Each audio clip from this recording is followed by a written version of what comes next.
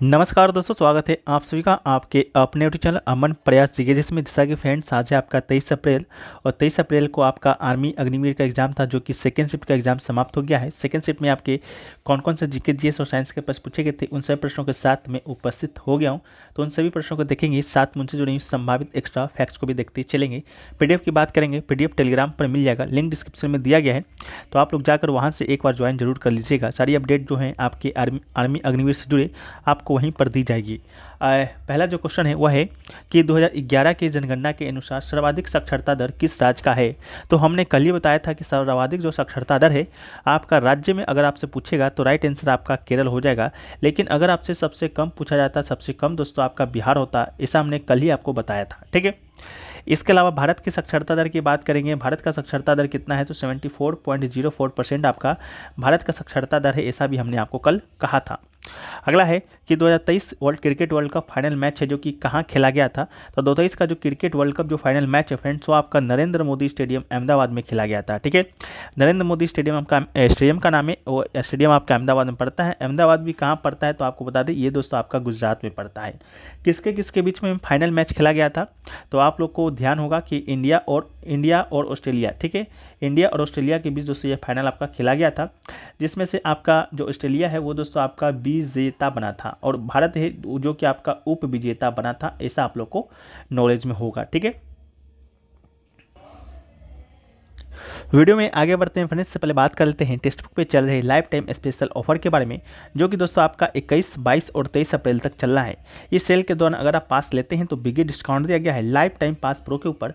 Life time का जो pass pro है वो मात्र आपको 483 रुपये में देखने को मिलेगा। साथ में कूपन कोड APG यूज़ कीजिएगा तो आपको 12% का एक्स्ट्रा ऑफ मिलेगा। लाइफ टाइम करने का मतलब है 3 साल के वैलिडिटी के साथ दोस्तों आपको ये पास मिलेगा। वहीं पर ईयरली का लेते हैं तो मात्र आपको 351 रुपये मिलेगा। टेक्स्ट बुक के ऊपर आपका SSC, बैंक, रेलवे, डिफेंस, आप जो भी एग्जाम पूरे भारत में कंडक्ट होते हैं उन सभी एग्जामों का मॉक टेस्ट और PYQ आपको यहाँ पर देखने को मिलता है। लिंक आपको डिस्क्रिप्शन में दिया गया है। कूपन कोड APG यूज़ करना मत भूलिएगा। कमेंट सेक्शन में भी लिंक किया हुआ रहेगा, एक बार जाकर चेकआउट जरूर कर लीजिएगा, ठीक है। अगला जो प्रश्न पूछा गया था फ्रेंड्स, वो पूछा गया था रानी खेत पर्वतीय स्थल कहाँ पर स्थित है। तो रानी खेत पर्वतीय स्थल की बात करेंगे तो रानी खेत जो पर्वतीय स्थल है वो दोस्तों आपका उत्तराखंड में स्थित है। तो राइट आंसर क्या होगा, उत्तराखंड होगा। अगला है कि वर्तमान भारत के रक्षा मंत्री कौन है। रक्षा मंत्री पूछा गया था कल आपसे, सहकारिता मंत्री पूछा गया था, तभी हमने आपसे कहा था कि भारत के मंत्रिमंडल से संबंधित जो प्रश्न आपके एग्जाम में पूछे जाएंगे, ठीक है।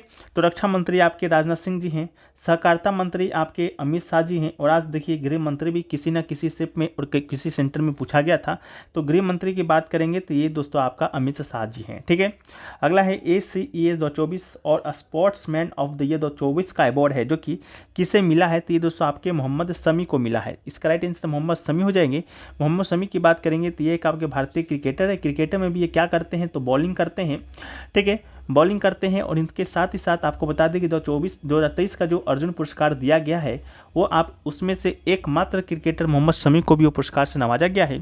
फीमेल कैटेगरी की बात करेंगे तो R वैशाली को दिया गया है, जो कि शतरंज से संबंधित आपकी एक खिलाड़ी हैं। अगला है difference between plant cell and animal cell पूछा गया था। तो आपसे पूछा गया था इनमें से कौन सा जो डिफरेंस है आपका प्लांट सेल और एनिमल सेल से है, तो हरित लवक इसका राइट आंसर हो जाएगा, यानी क्लोरोप्लास्ट। प्लांट सेल में आपका क्लोरोप्लास्ट पाया जाता है, एनिमल सेल में क्लोरोप्लास्ट यानी हरित लवक नहीं पाया जाता है, यही डिफरेंस आपका है। अगला है कि आज़ाद हिंद फौज की स्थापना कहाँ पर हुआ था। आज़ाद हिंद फौज की बात करेंगे तो इसकी स्थापना अगस्त 1942 में दक्षिण पूर्व एशिया में हुआ था। राइट आंसर आपका हो जाएगा। अगला है ओणम त्यौहार किस राज्य में मनाया जाता है। ओणम त्यौहार की बात करेंगे तो ये दोस्तों आपका भारतीय राज्य केरल में मनाया जाता है, ठीक है, तो केरल इसका आपका राइट आंसर हो जाएगा। अगला है नोट क्रांति का जनक किसे माना जाता है। तो नोट क्रांति का जनक आपके लेनिन को माना जाता है, तो राइट आंसर आपका इसका लेनिन हो जाएगा। अगला है कि माई एक्सपेरिमेंट विद ट्रुथ पुस्तक के लेखक कौन है। तो माई एक्सपेरिमेंट विद ट्रुथ पुस्तक के लेखक आपके हैं महात्मा गांधी जी, ठीक है, तो इसका राइट आंसर महात्मा गांधी होगा। अगला है नील विद्रोह आंदोलन कहाँ हुआ था। नील विद्रोह आंदोलन की बात करेंगे फ्रेंड्स तो ये आपका बंगाल में हुआ था, तो इसका राइट आंसर आपका क्या होगा, तो इसका राइट आंसर दोस्तों आपका हो जाएगा बंगाल, ठीक है। कब हुआ था, तो 1859 में हुआ था, ठीक है। आपातकाल से संबंधित भी एक प्रश्न आया था, हालांकि क्लियर नहीं हो पाया है, ठीक है। इसके अलावा पूछा गया था किसकी कंप्रेसिबिलिटी अधिक होती है, ठीक है। तो कंप्रेसिबिलिटी की बात करेंगे तो N2 का, तो इसका राइट आंसर आपका अकॉर्डिंग टू ऑप्शन N2 इसका राइट आंसर है।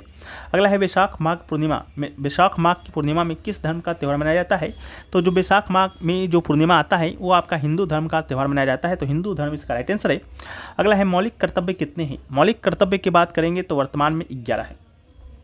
कहेंगे मौलिक कर्तव्य को भारतीय संविधान में तो पहले नहीं था लेकिन बाद में जोड़ा गया था, ठीक है। 42वां संवैधानिक संशोधन 1976 के माध्यम से इस समय जोड़ा गया था मात्र 10 मौलिक कर्तव्य। 11वां जो मौलिक कर्तव्य है वो जोड़ा गया था आपका 86वां संविधान संशोधन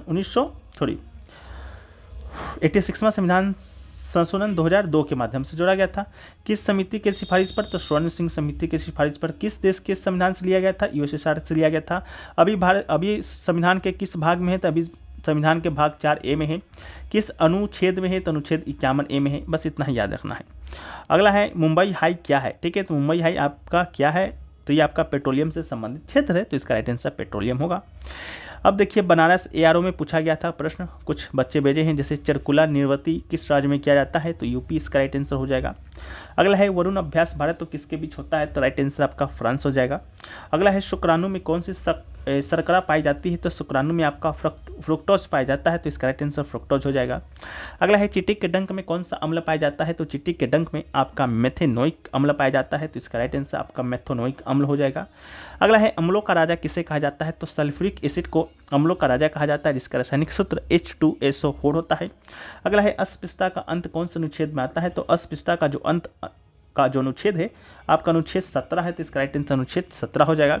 अगला है बल्ब का जलना कौन सा परिवर्तन है? तो बल्ब का जलना आपका एक भौतिक परिवर्तन है, इसका राइट आंसर भौतिक परिवर्तन होगा।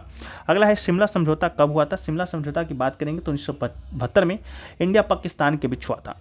अगला है गांधी जी की मृत्यु कब हुई थी? तो गांधी जी की मृत्यु हुआ था आपका 30 जनवरी 1948 के दिन हुआ था। 30 जनवरी को हम लोग शहीद दिवस के तौर पर भी मनाते हैं। अगला है स्वपोषी जीव कौन सा होता है? तो स्वपोषी जीव आपका जो पौधे होते हैं वो दोस्तों आपका स्वपोषी होते हैं।